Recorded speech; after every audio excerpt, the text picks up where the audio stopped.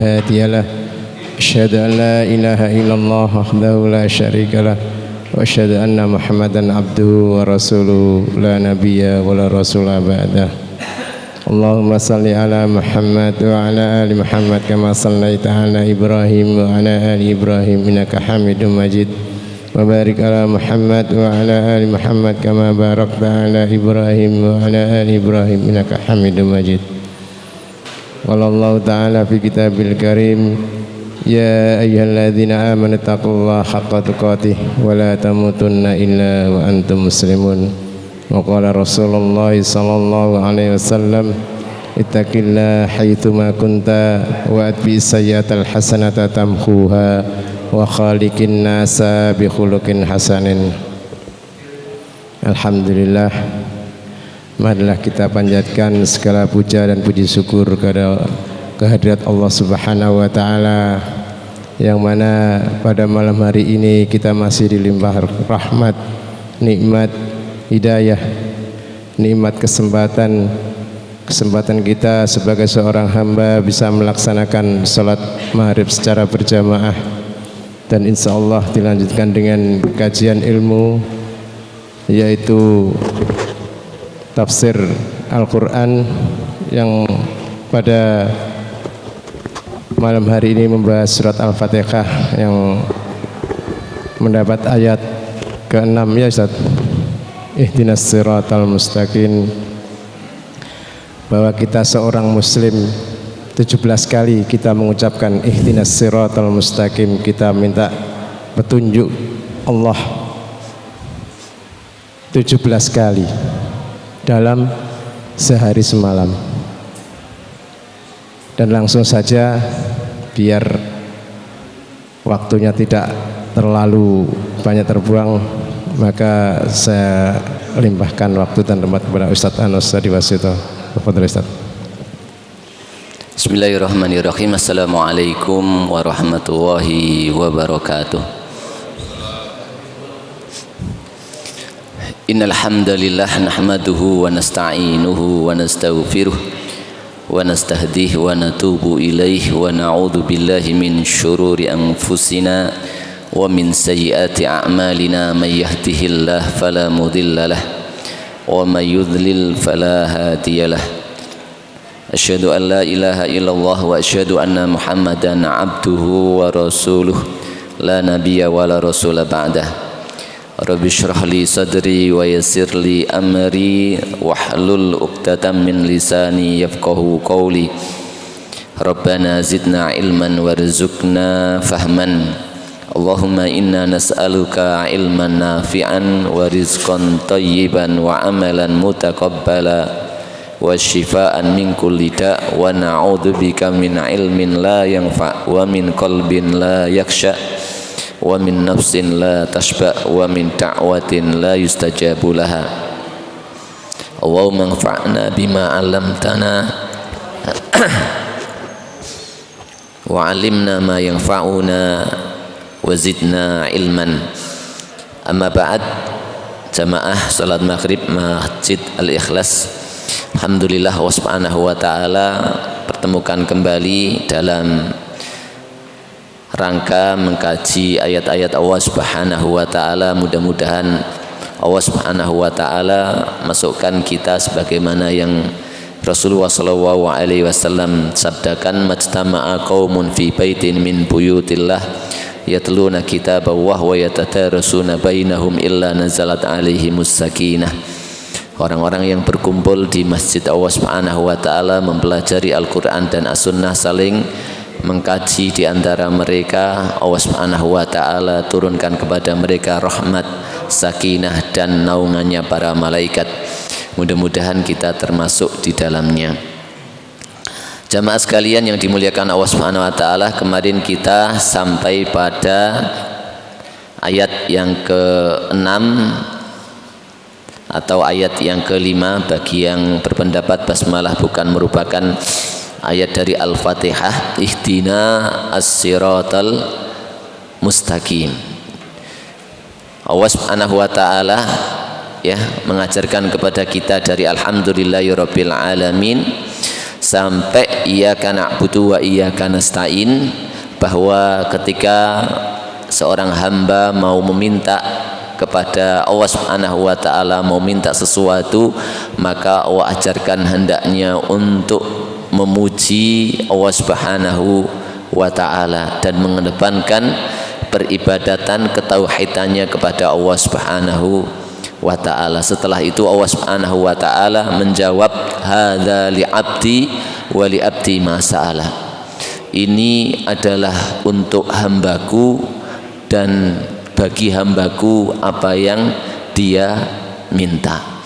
Perasaan ini ya akan kita betul-betul rasakan, mampu menangkap ihdinas siratal mustaqim kalau hadis qudsi ini betul-betul kita rasakan, karena itu adalah janji Allah Subhanahu wa taala, wali abdi masa'ala, dan bagi hambaku apa yang dia minta. Sementara yang kita minta Allah juga ajarkan, ihdinas siratal mustaqim, ya Allah tunjukkanlah kami kepada jalan yang lurus, yang kemarin kita telah ya kaji tafsirnya bahwa ihdina al-hidayah itu ada hidayah ila sama hidayah fi. Kalau hidayah ila itu adalah hidayah dari sebuah kesesatan, hidayah dari luar Islam menuju masuknya kita kepada kebenaran atau kepada agama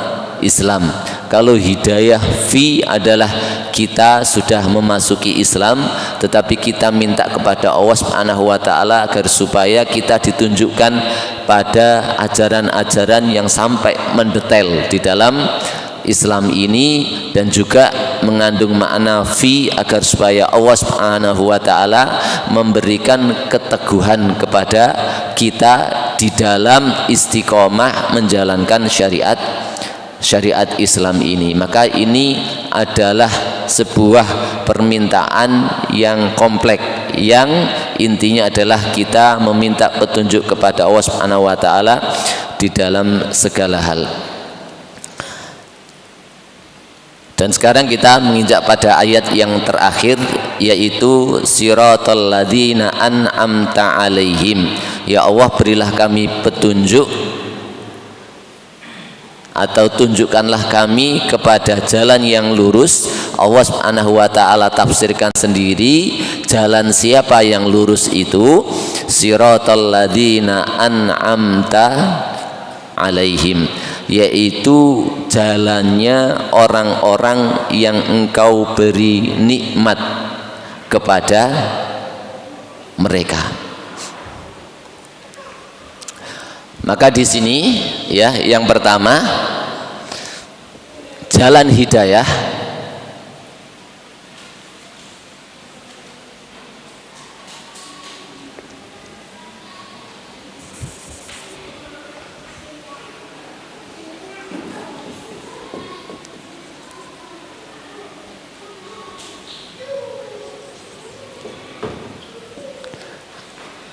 atau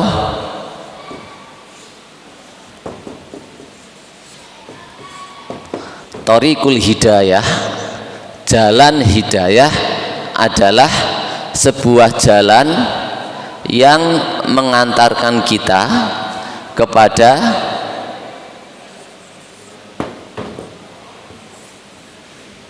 an-nikmah. Berarti intinya Islam ini adalah kita mendapatkan kenikmatan. Kenapa? Tidak ada yang kita minta kecuali kenikmatan. Apa itu kenikmatan? Kenikmatan adalah mendapatkan kebahagiaan, terhindar dari kesengsaraan. Mendapatkan kebahagiaan, terhindar dari kesengsaraan. Itu adalah sebuah kenikmatan, dan itu tidak saja bisa diukur dengan materi ataupun yang lainnya. Bisa diukur dengan jalannya orang-orang yang memang telah merasakan kenikmatan, walaupun sebagian materi kadang mengantarkan seseorang kepada kenikmatan. Taib, nikmat, sementara nikmat kalau kita perhatikan Allah Subhanahu wa taala sebutkan an-nikmah atau nikmat itu terbagi menjadi dua. Yang pertama, wa asbagha alaikum ni'amahu zahiratan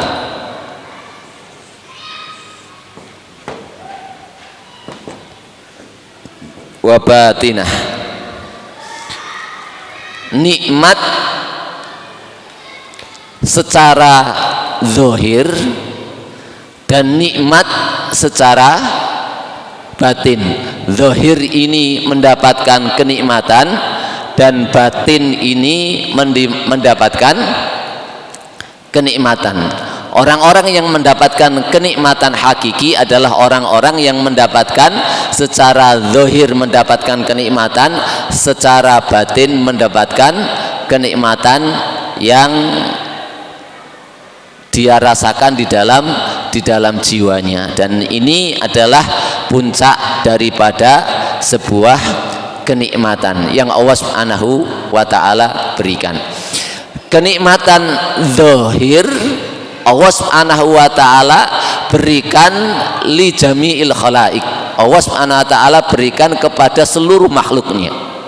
Tidak itu orang muslim saja, tetapi orang kafir, binatang, tumbuh-tumbuhan dan yang lainnya Allah Subhanahu wa taala berikan kepada mereka, dan itu memang tercakup dalam nama Allah Subhanahu wa taala yang tertera di ayat berapa itu, Ar-Rahman, yang maha pengasih, syamilun li jami'il khalaqik, mencakup seluruh makhluknya. Ini Allah Subhanahu wa taala berikan nikmat secara zahir. Maka jangan sampai kemudian heran kalau Allah Subhanahu wa taala memberikan harta kepada orang kafir, memberikan anak, memberikan istri-istri yang cantik. Fala tujibka amwaluhum wa auladuhum, jangan pernah engkau kagum kepada harta-harta mereka ataupun anak-anak mereka ataupun istri-istri mereka. Innama yuridu wa liyu'adzibahum biha fil hayati dunya. Justru kadang-kadang harta dan anak istri itu bisa mengazab, memenderitan mereka di kehidupan dunia ini. Tetapi secara zahir bahwa itu adalah sebuah kenikmatan yang Allah Subhanahu wa taala berikan kepada seluruh makhluknya. Yang kedua adalah kenikmatan batin berupa al-Islam atau al-iman, ya, kenikmatan batin yang berupa hidayah. Kalau pengikutnya Nabi Musa alaihissalam berarti orang-orang yang mengikuti Nabi Musa alaihissalam. Begitu juga dengan pengikutnya Nabi Isa alaihissalam, Nabi Dawud, Nabi Sulaiman dan nabi-nabi yang lainnya yang mengikuti mereka dengan benar, maka mereka ini mendapatkan nikmat secara batin. Cuman yang perlu kita perhatikan di sini adalah siratal ladzina an'amta alaihim, yaitu jalannya orang-orang yang engkau berikan nikmat kepada mereka.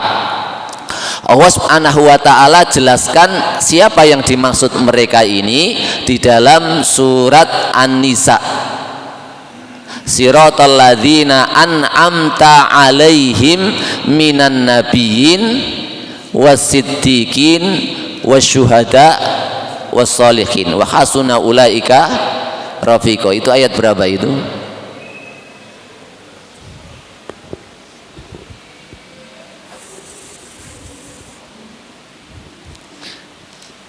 Faulaika ma'alladzina an'ama Allahu alaihim minan nabiyyin wasiddiqin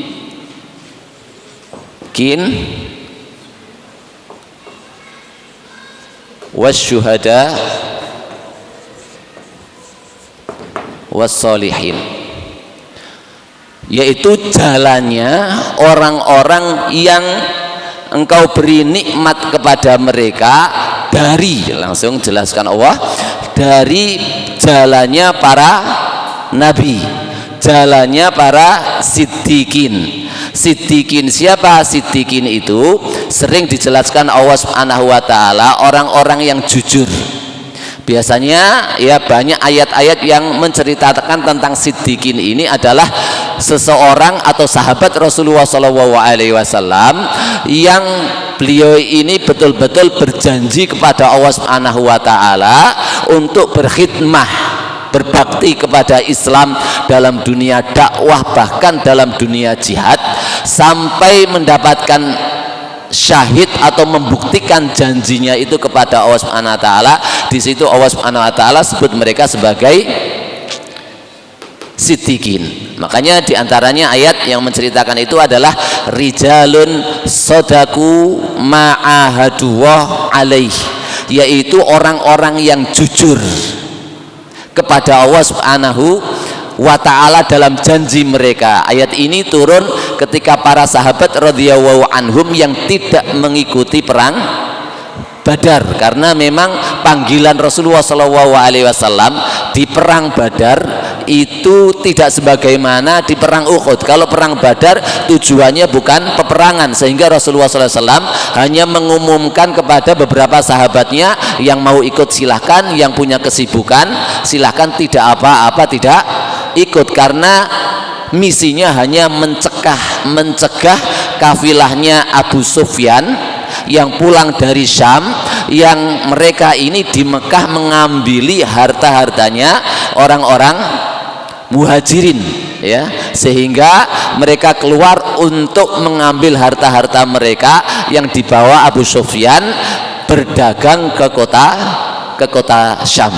Maka ketika para sahabat panggilannya yang bersifat begini ini tidak ada tekanan, maka diantara beberapa sahabat karena ada kesibukan tidak mengikuti, toh musuhnya adalah musuh yang remeh pada saat itu. Nah, ternyata sesuatu yang terjadi di lapangan berbeda. Kafilah Abu Sufyan yang membawa dagangan itu lolos, bantuan orang-orang kafir Quraisy itu yang datang sebanyak 1000 lebih, sementara para sahabat yang datang ikut kepada Rasulullah di perang Badar hanya sekitar 300-an orang, dan itu banyak diceritakan di dalam surat Al-Anfal dan di surat-surat yang lainnya. Terjadi pertempuran yang sangat sengit sekali.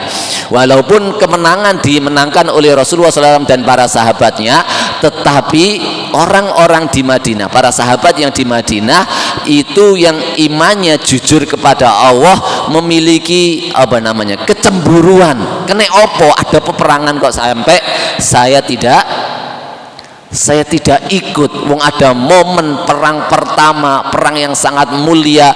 Bahkan Allah Subhanahu wa taala qad ittala'a ala ahli badrin, Allah telah mengakui dan mengasih rekomendasi bagi penduduk Badar bahwa mereka dosanya telah diampuni oleh Allah Subhanahu wa taala, dan jaminan Rasulullah SAW bahwa mereka akan masuk surga dan tidak akan berbuat dosa-dosa besar. Sampai ya ada yang melakukan pelanggaran di antara mereka mesti diampuni Rasulullah karena telah mengikuti peperangan Badar, sehingga kecemburuan ini sangat tinggi, sehingga menjadikan mereka berjanji kalau ada momen lagi saya akan tolong Rasulullah, saya akan tolong Islam ini. Nah, dari janji tersebutlah kemudian datang momentum perang Uhud, yang kemudian Allah memberikan ujian gara-gara menyelisihinya pasukan panah, sehingga kaum muslimin pada saat itu secara zahir mengalami kekalahan sampai 70 sahabat yang menjadi syahid pada saat itu. Nah, di antara yang syahid itu adalah orang-orang yang telah berjanji ketika sebagian pasukan sudah putus asa, ada yang lari ke kota Madinah, ada yang sudah meletakkan senjatanya. Nah, buat apa lagi kita berperang, Rasulullah sudah meninggal.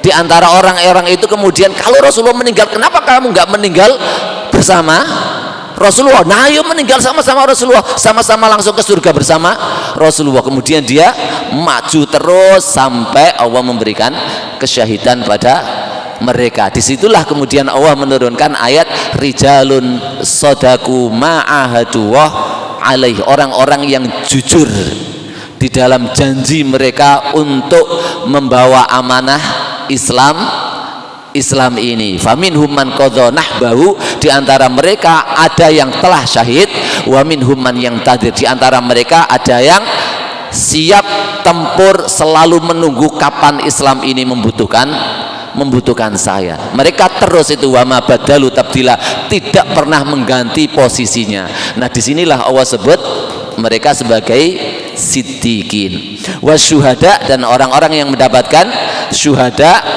wassolihin. Orang-orang ini yang mendapatkan yang disebut oleh Allah Subhanahu wa taala dengan siratal ladzina an'amta alaihim, yaitu orang-orang yang engkau beri nikmat kepada mereka. Yang jadi pertanyaan adalah,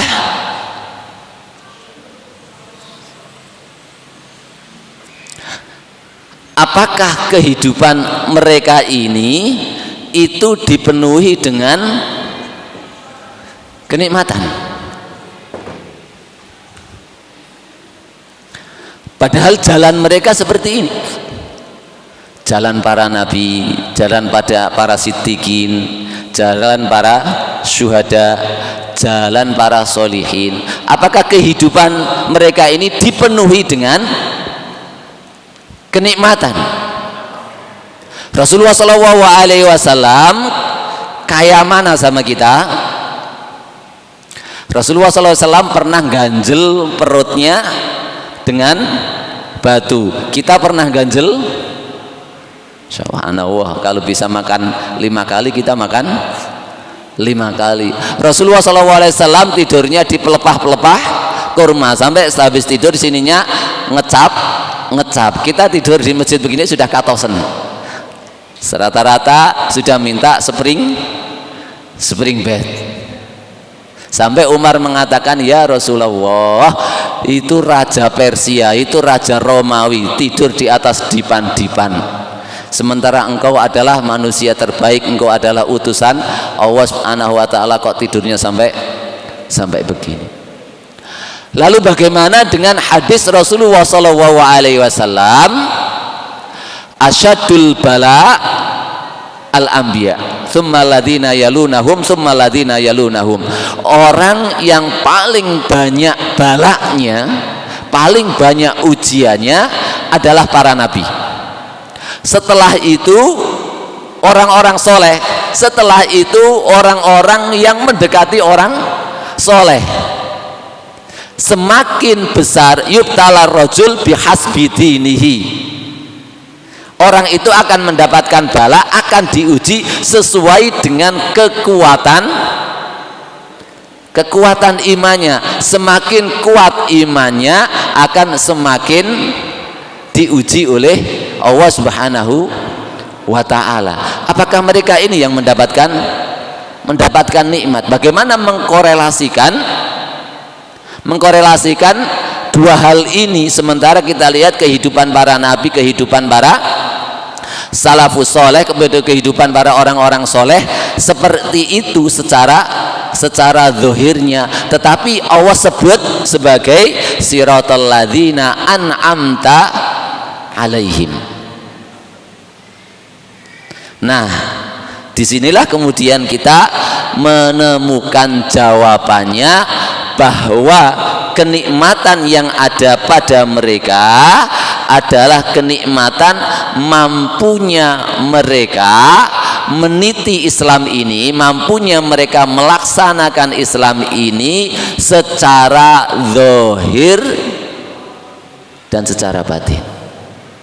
Alias bagaimana? Alias Allah Subhanahu wa taala seakan-akan menjelaskan kepada kita, para salafus soleh, para nabi yang kondisinya seperti itu saja, kondisinya seperti itu saja, zahirnya seperti itu saja, banyak balaknya, tapi mampu menjadikan balak itu sebuah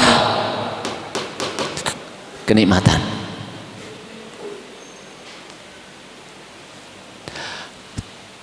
Jihad balak tidak. Siapa dari kita yang suka jihad? Enggak ada yang suka. Enggak ada yang suka perang. Kutiba alaikumul qital wa huwa kurhun lakum. Kita enggak suka.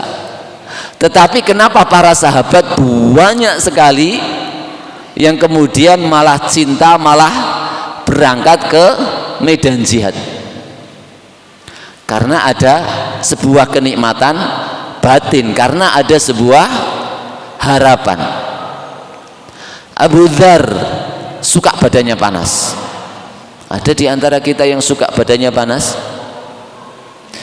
Hanya karena mendengar hadis Rasulullah SAW bahwa panas itu mampu menggugurkan dosa, sebagaimana pohon-pohon di musim kemarau menggugurkan dedaunannya, entek resi. Maka ketika mendengar hadis tersebut, kepinginannya Abu Dzar bahwa dosanya diampuni oleh Allah, sehingga beliaunya minta untuk dipanaskan badannya sepanjang hidupnya. Nah itu terus saya bukan bermaksud untuk apa ya, untuk kita itu meminta balak, enggak, dan tidak ada ajarannya meminta balak. Cuman dari sini Allah Subhanahu wa taala, Rasulullah SAW dan sejarah salaf memberikan kita sebuah makna bahwa mereka dalam posisi secara zahir saja, yang dilihat oleh manusia itu adalah sebuah ujian, itu adalah sebuah apa namanya, musibah atau balak, tapi ternyata mereka mampu untuk merasakan bahwa itu adalah kenikmatan yang sangat luar biasa sekali. Nah, orang kalau sudah mencapai tingkatan tersebut, mencapai tingkatan bahwa dia mampu untuk merasakan bahwa sebuah balak itu adalah nikmat, sebagaimana saya ulangi bahwa apa, tingkatan sabar kemarin ada 3. Yang pertama sabar sendiri, yang kedua ridho, yang ketiga syukur. Masih ingat ya? Masih ingat atau sudah lupa? Ini demi untuk memahami an'amta alaihim ya. Kalau dapat nikmat kita tahu bersyukur ya, kita gembira, mudah gembira. Cuman kita memahami ketika dapat musibah ya. Ini berkaitan dengan ayat yang pertama juga yang sudah saya jelaskan, sikap orang mukmin alhamdulillahi rabbil alamin, sampai permintaan hidayah itu pada sebuah nikmat, siratal ladzina an'amta alaihim. Nah, kondisi orang mukmin kalau mendapatkan nikmat itu bersyukur, dan itu sudah kita pahami. Cuman kalau mendapatkan ujian atau musibah, orang mukmin bersabar. Bersabar ada tingkatannya. Yang pertama adalah as-sabru, itu sendiri namanya adalah, pengertiannya adalah habsun nafsi anil jaza, menahan diri untuk berkeluh kesah ya.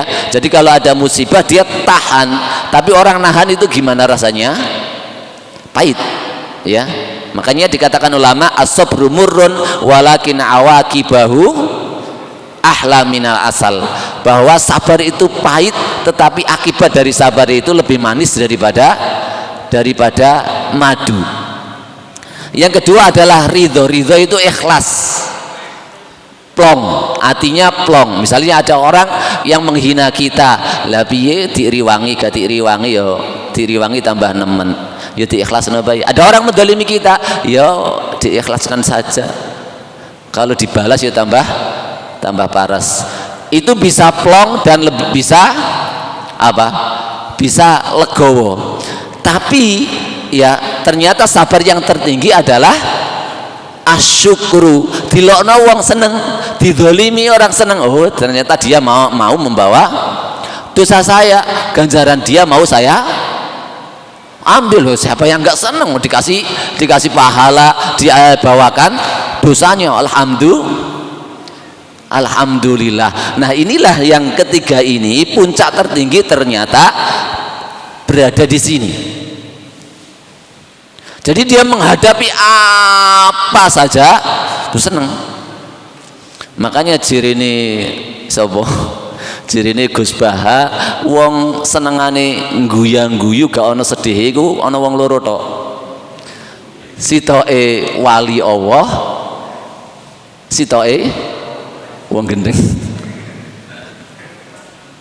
Wong gendeng itu kan penderitaannya sudah diangkat oleh Allah Subhanahu wa taala. Sementara wali Allah Subhanahu itu di dalam Al-Qur'an semuanya sifatnya begitu. Ala inna auliya Allah la khaufun alaihim walahum yahzanun. Peniadaan rasa takut, rasa khawatir dan rasa sedih dari diri mereka, itu sifat yang paling kentara dan paling menempel. Qul nahbitu minha jami'a fa imma ya'tiyannakum minni hudan faman tabi'a hudaya. Siapa yang mau mengikuti petunjukku, hidayahku, coba perhatikan dengan thoriqul hidayah di sini. Siapa yang mau mengikuti petunjukku, famanittaba'a hudaya, apa isi petunjuk itu? Fala khaufun alaihim walahum yahzanun. Isi petunjuk itu, eksistensi daripada kita telah melaksanakan petunjuk itu, fala khaufun alaihim walahum yahzanun. Mereka tidak pernah ditimpa rasa khawatir, sedih dan takut. Bayangkan kehidupan kita. Terus yang dirasakan apa? Syukur terus. Ketika sudah bisa merasakan syukur terus, di sanalah kita merasakan siratal ladzina an'amta alaihim. Dan itu didikte, didoktrinkan oleh Allah Subhanahu wa taala untuk kita resapi di dalam sholat kita sebanyak 17 kali. Bagaimana kita hendak habis sholat selalu guyu, sementara kita sudah dapat itu. Ya jenengan habis dizalimi orang dalam bisnisnya, ketika usaha baik itu di TPI atau di mana, dizalimi, sholat sudah guyang-guyu, duwe celengan akeh. Karena sudah memahami konsep makna ini. Tetapi kalau orang terpenjara di sini, maka dia akan memandangnya tidak bisa memandang seperti yang dipandang kelompok sini. Bahkan dia untuk mengetahui hakikatnya saja tidak pernah tahu. Nah, kenikmatan zahir itu kan sebuah kenikmatan yang semu. Dia menjadi nikmat karena hanya ada gara-gara orang bilang itu nikmat. Kalau orang bilang itu menderita, insya Allah kita sepakat itu penderitaan. Saya kasih contoh. Naik sepeda ontel itu nikmat atau penderitaan? Jenengan kasih anak jenengan hari ini ya sekolahnya jaraknya sini sampai Belimbing, teman-temannya yang lainnya bawa sepeda motor, jenengan hanya bisa belikan yugo jenengan pakai sepeda ontel. Kira-kira sepeda ontel itu nikmat atau musibah? Akan dikatakan sebagai musibah. Tapi kalau misalnya yang lainnya jalan kaki, sepeda ontel itu nikmat atau enggak? Dia akan dengan bangga, walaupun sepeda ontel untuk sama sepeda ontel kriak-kriak, bangga sekali. Yang lainnya jalan. Dulu subhanallah keramik elek-elekan ya, keramik elek-elekan itu rumah kita kalau sudah keramikan, oh rumah kita ngetren sekali, kayak kita termasuk orang-orang kaya sekali. Karena apa? Karena rata-rata rumah orang masih lemah mah, masih menangi Kak Budi ya. Kok besteran itu masih mending. Saya masih jumpai kok waktu saya kecil itu rumah saya itu masih tanah, hanya di bagian kamar saja yang besteran, yang lainnya tanah. Baru setelah itu bisa bester. Nah sekarang hari ini rumah rata-rata granit semua. Nah yang pakai keramik ini fakir miskin duafa menderita, ya Allah ya Allah ya Allah, padahal dulu menikmati luar biasa sekali. Nah itu sebenarnya yang menjadikan nikmat, dan nikmat adalah kata orang. Istri kita misalnya, istri kita pemutih, hidungnya muancung cantik, nikmat enggak? Oh nikmat. Kalau kita hidup di Indonesia, ternyata kita bawa ke Suriah atau ke Palestina, ternyata menjadi paling pesek, paling hitam. Terus sampean kok bisa sabar ya untuk bojo koyo ngono ya? Kira-kira jadi nikmat enggak? Berbeda kalau kita bawa istri kita, kalau kita bawa ke daerah-daerah yang timur atau di mana, kita akan mengatakan istri kita oh putih sekali. Nah ini kenikmatan yang bersifat zahir itu seperti itu. Kita hari ini subhanallah bisa makan apa saja, bahkan kalau kita makan nus, udang itu sudah biasa kok.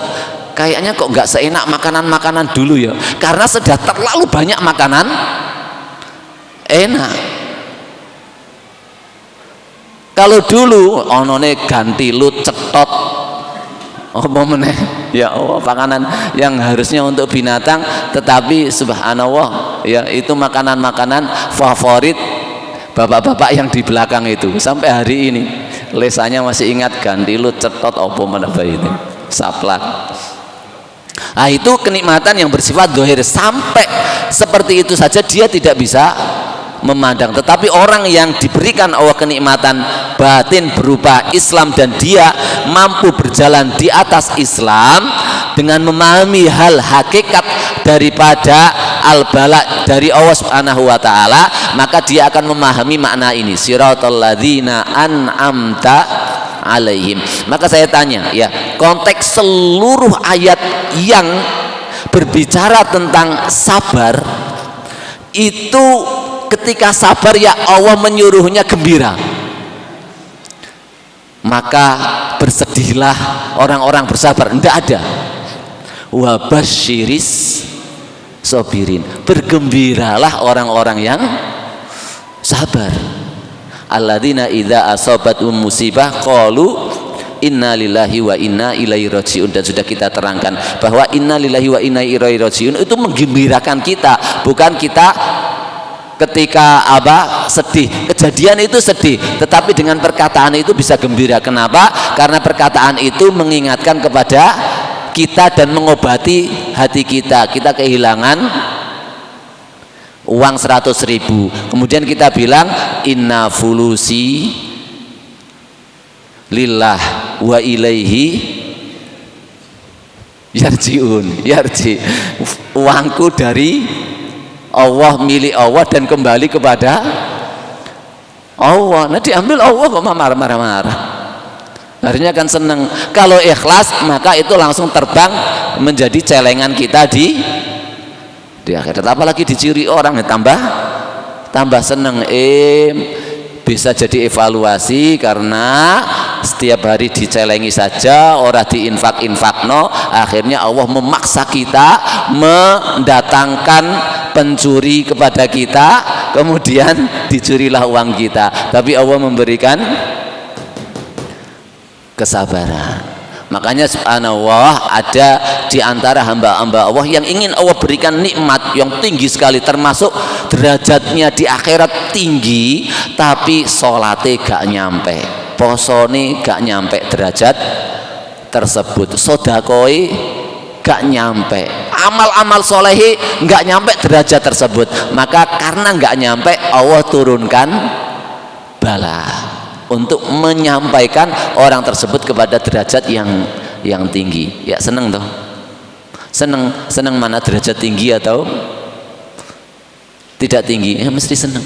Nah itulah yang salaf memandangnya adalah dengan kacamata Islam, sehingga kehidupan mereka mendapatkan an'amta alaihim. Dan kita telah diberi contoh ini, ya, para nabi, para siddiqin, para syuhada, para solihin itu secara zahir mereka dikasih balak, tetapi mereka tetap merasakannya dengan sebuah kenikmatan, mengajarkan kepada kita, apalagi kalau kita dikasih Allah sebuah nikmat.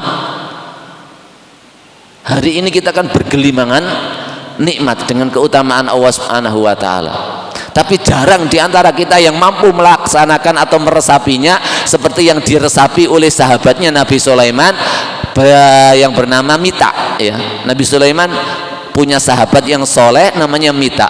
Kelebihannya Mita ini, ya, kalau dapat makanan, misalnya kalau dapat makanan itu bersyukurnya itu sejak awal sampai akhir, sejak mencari, dari awal kerjaannya mencari kayu bakar di hutan. Alhamdulillah yang telah memudahkan saya mencari kayu bakar, menyediakan kayu-kayu kering. Alhamdulillah yang telah menguatkan tangan saya untuk memotongnya. Alhamdulillah perjalanan ke pasar telah menguatkan pundak saya untuk membawanya.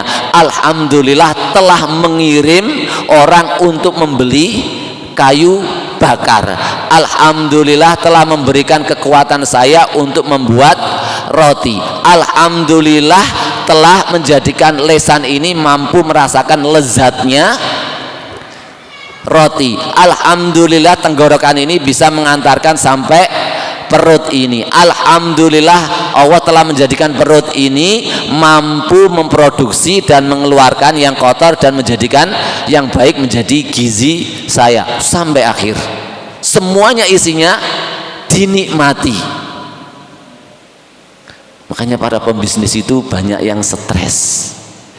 Pembisnis banyak yang stres. Kemudian muncullah konsep, jika engkau ingin berhasil dalam bisnismu dan kontinu, maka nikmatilah pekerjaan. Nah, karena apa? Karena menstreskan, akhirnya muncul konsep-konsep seperti itu. Tapi kita nggak ada konsep-konsep itu.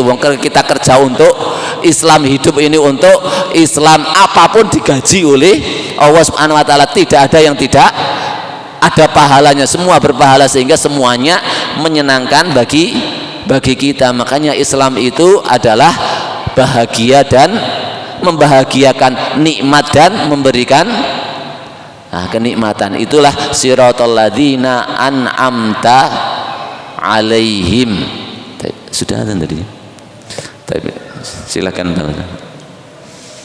Kita beri adzan dulu. Bagi yang batal dipersilakan untuk wudhu. Setelah adzan kita ada sesi tanya jawab. Monggo.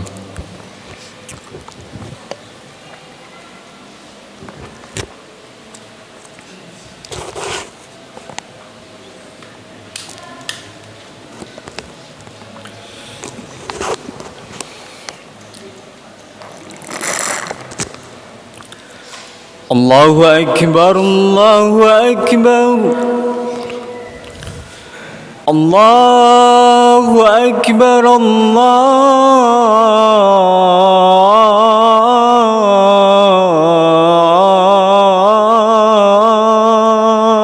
Akbar.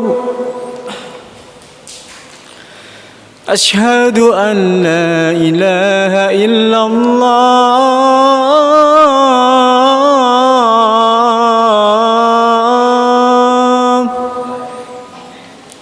أشهد أن لا إله إلا الله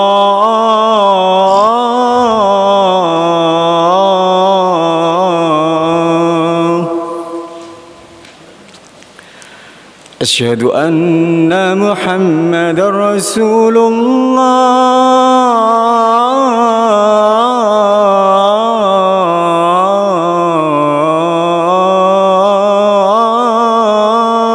الله أشهد أن محمد رسول الله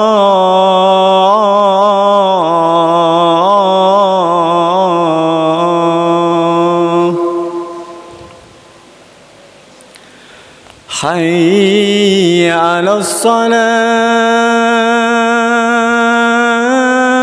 الصلاة حي على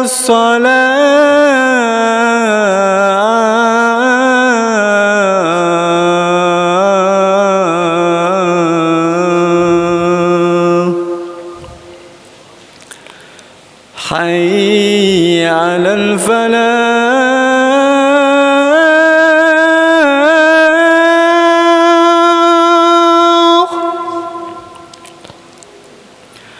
حي على الفلاح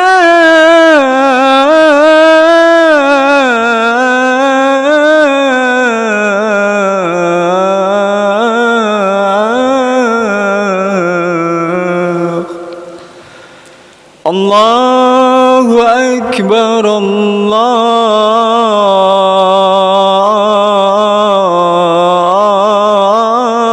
الله أكبر لا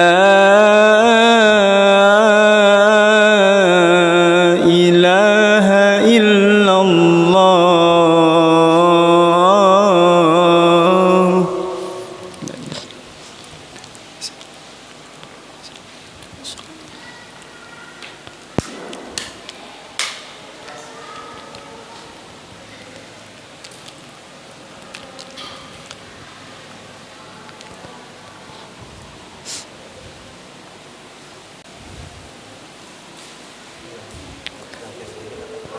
Langsung bertanya. Mungkin ada yang ditanyakan. Monggo Bapak-bapak atau Ibu yang mau bertanya.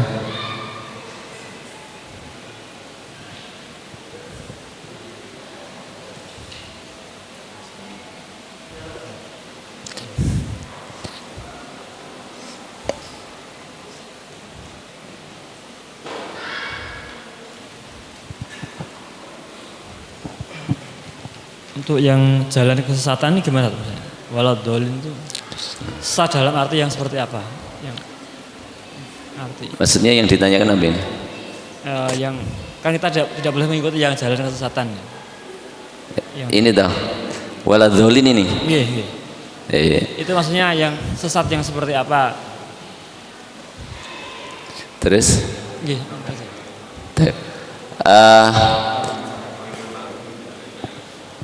Iya. Insya Allah sebenarnya materi ini panjang penjelasan tentang al-maghdub alaihim, kemudian waladhdallin juga jalan mereka yang sesat. Itu kita insya Allah akan bahas pada pertemuan yang lain. Cuman adzallin di sini tafsirnya adalah jalannya orang-orang yang tidak memiliki ilmu di dalam beribadah kepada Allah Subhanahu wa ta'ala, yaitu termasuk diantaranya adalah orang-orang Nasrani. Di dalam tafsirnya adzallin ini adalah orang-orang Nasrani. Kenapa mereka disebut sesat? Karena mereka beribadah kepada Allah tanpa ilmu. Maka orang Islam juga sama, orang-orang Islam yang kemudian ingin beribadah kepada Allah tetapi ibadah mereka tidak dilandasi dengan ilmu, maka mereka masuk di dalam kesesatan. Itu makna sekilas tentang adzallin. Berbeda dengan al-maghdub alaihim. Kalau al-maghdub itu yang dimurkai, yaitu orang-orang yang punya ilmu tapi tidak mau mengamalkan ilmunya. Kalau yang dzalin pingin mengamalkan tapi amalannya tidak pakai ilmu. Makanya satunya dimurkai, yaitu sifat orang Yahudi yang dzolinya adalah sifatnya daripada orang-orang Nasrani. Wallahu a'lam. Itu ya Ustaz, jawabannya sekilas. Untuk lebih lanjutnya nanti kajian yang akan datang insya Allah.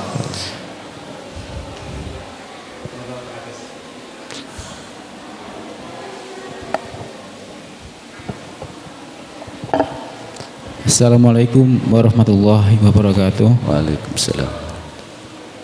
Untuk siratal mustaqim, siratal ladzina an'amta alaihim, orang-orang yang telah diberi nikmat, tadi kan ada urutannya dari para nabi dan orang-orang siddiq ya. Ustaz tadi menjelaskan bahwasanya orang-orang yang siddiq tadi adalah sahabat-sahabat pada zaman dahulu yang tidak ikut perang Badar. Dan yang ingin saya tanyakan, apakah gelar siddiqin ini juga diberikan kepada kita sebagai umat Rasulullah akhir zaman ini? Gitu, Ustaz. Ya, diberikan kepada siapa saja yang jujur di dalam mengemban amanah Islam ini, memperjuangkannya. Mereka ketika mereka berjanji kepada Allah Subhanahu wa taala, mereka masuk daripada siddiqin. Nah, kita ini juga sebenarnya setiap hari itu iyyaka na'budu wa iyyaka nasta'in, berjanji kita kepada Allah Subhanahu wa taala, tapi kebanyakan orang kan janjinya mana? Hanya orang-orang yang faham saja yang kemudian melaksanakan janjinya bahwa kehidupannya ini memang untuk Islam. Inna sholati wa nusuki wa mahyaya wa mamati lillahi rabbil alamin. Tapi karena tidak ada peresapan ini, maka dia merasa tidak punya janji kepada Allah Subhanahu wa taala untuk selalu akan mentauhidkan dan tidak beribadah kecuali hanya kepada Allah Subhanahu wa ta'ala.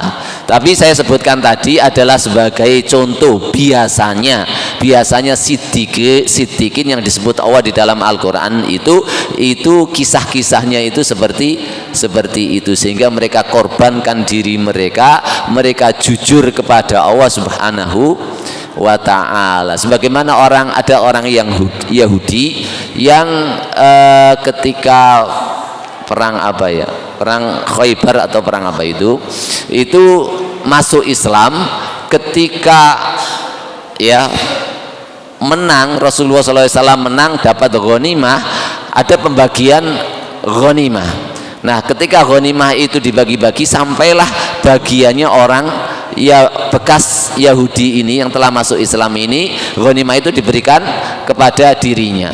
Nah, ketika melihat ghanimah tersebut, orang Yahudi ini mengatakan yang sudah masuk Islam ini mengatakan, bukan karena ini wahai Muhammad aku mengikuti dan membelamu, tetapi agar supaya saya tertusuk di sini demi untuk Allah Subhanahu wa taala dan meninggikan Islam. Nah, itu yang kemudian pada peperangan selanjutnya ternyata benar perang, Rasulullah SAW menjumpai jasadnya itu tertusuk di sini dan syahid. Di saat itu Rasulullah SAW kemudian bersabda,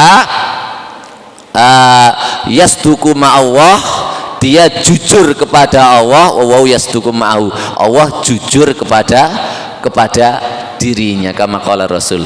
Ini kemudian kalimat sodako di sini sering dikaitkan dengan kisah-kisah heroik seperti itu para siddiq. Wallahu a'lam bishawab. Semuanya masuk di dalamnya ketika mengalami hal yang sama. Taib subhanaka wa bihamdika asyhadu an la ilaha illa anta astaghfiruka wa atubu ilaik. Mudah-mudahan kita selalu bisa istiqomah di dalam ta'lim ini dan Allah Subhanahu wa taala selalu menambah ilmu kita dan juga memberikan keridhaannya kepada kita semua. Amin ya rabbal alamin. Wabillahi taufiq wal hidayah wa ridha wal inayah. Wassalamualaikum warahmatullahi wabarakatuh. Dari saya sebagai pembawa acara, saya mohon maaf yang sebesar-besarnya kalau ada salah kata ataupun tingkah laku yang kurang enak. Saya akhiri. Assalamualaikum warahmatullahi wabarakatuh.